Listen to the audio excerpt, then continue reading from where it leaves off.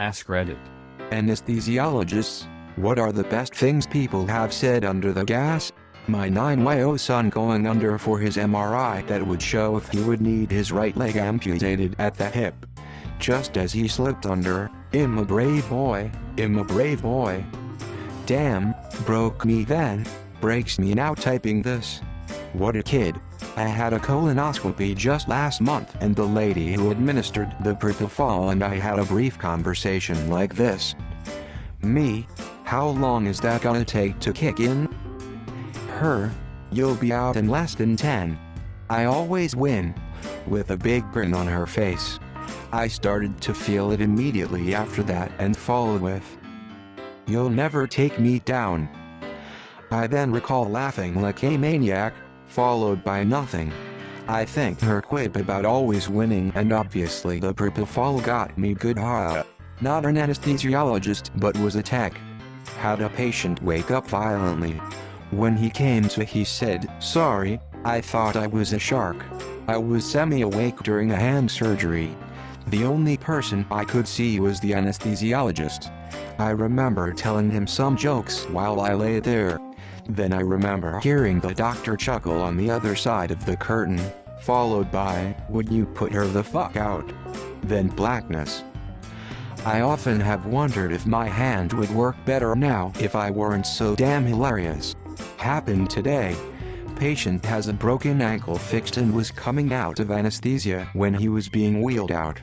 The anesthesiologist accidentally hit the door frame on the way out. Patient, did you just do surgery on my leg? Anesthesiologist, yes, you had surgery and are waking up from it. Patient, then why are you running into things? Edit, thank you for the gold and silver strangers. Instead of giving gold, there's plenty of charities out there that could use the money. Not an anesthesiologist but my tight-laced, extremely Christian great-grandma apparently asked, who the fuck is that ugly son of a bitch while she was waking up from a surgery. The person she was referring to? Her preacher who stopped by to check up on her. She never lived that one down. The story was even told at her funeral. She was kinda strict but she was a great lady with a great sense of humor. Not gas, but right after giving midazolam I had a patient say, WOW, this feels like the 70s. And have had quite a few old men ask me out on a date before passing out a few seconds later. When I came out of surgery at 14 I told everyone I was fine and just felt like a Gatorade. Mom got it for me, opened the lid and handed it over. I took it and maintaining direct eye contact with her I tipped it upside down nowhere near my mouth. Got Gatorade all over me and was super confused. That's where my memory ends.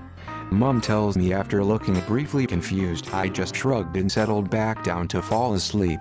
My anesthesiologist tried to calm me down with a joke when I was a little kid being put under. My mom later told me about how I apparently commented on the joke being not at all funny and how I hoped he was more talented as a doctor. I had surgery last year and when waking up they had a communal room where around 7-8 people would all be waking up at the same time before being sent to individual rooms for some reason.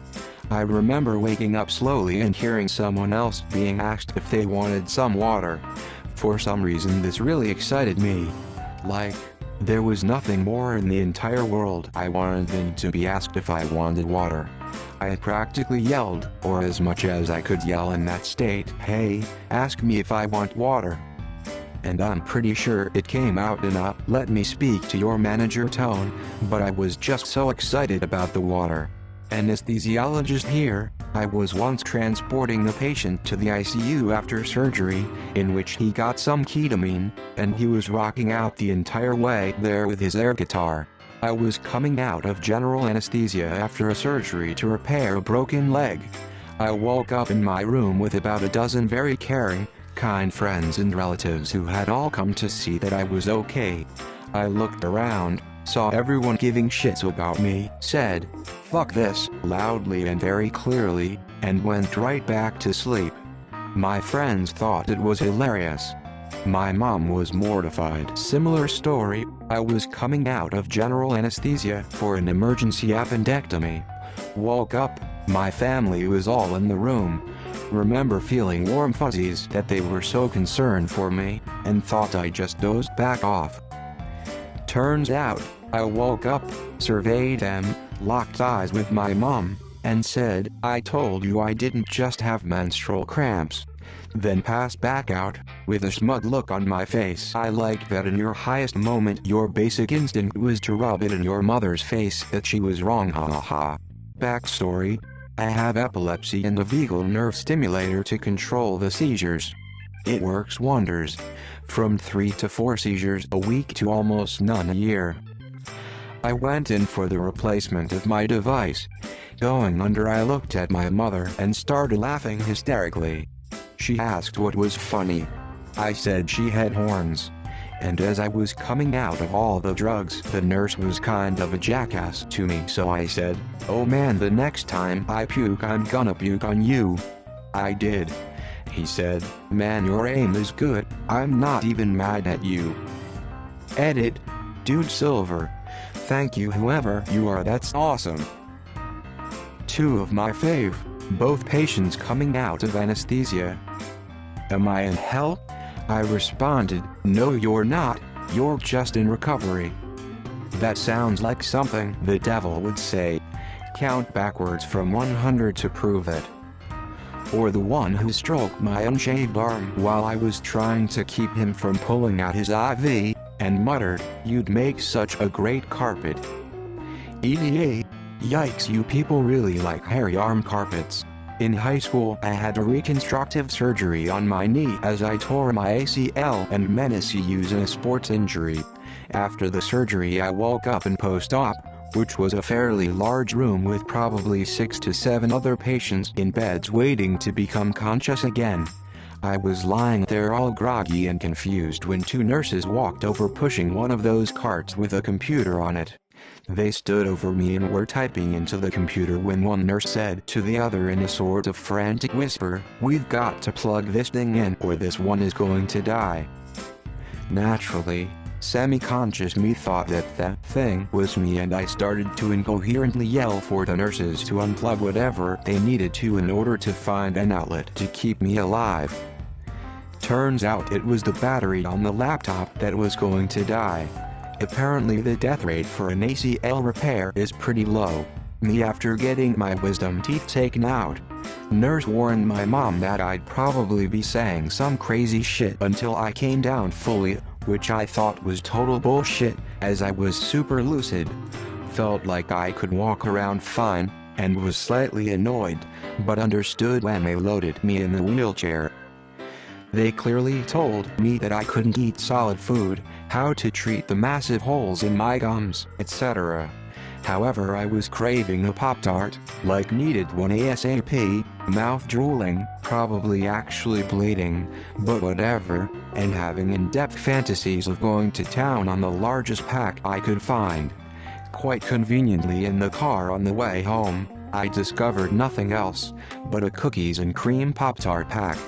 I'm seriously making sweet mouth love to this pastry, never happier, until I remember I'm not supposed to eat solid foods.